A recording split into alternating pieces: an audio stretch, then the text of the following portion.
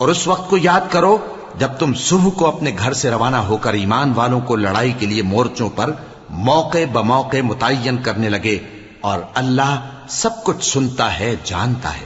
اس وقت تم میں سے دو جماعتوں نے جی چھوڑ دینا چاہا، مگر اللہ ان کا مددگار تھا، اور مومنوں کو تو اللہ ہی پر بھروسہ کرنا چاہیے۔ اور اللہ نے جنگ بدر میں بھی تمہاری مدد کی تھی، جبکہ اس وقت بھی تم بے سر و سامان تھے۔ بس اللہ کی نافرمانی سے بچو تاکہ شکر گزار بن جاؤ۔ جب تم مومنوں سے یہ کہہ کر ان کے دل بڑھا رہے تھے کہ کیا تم کو یہ کافی نہیں کہ تمہارا پروردگار 3000 فرشتے نازل کر کے تمہیں مدد دے؟ ہاں، کیوں نہیں؟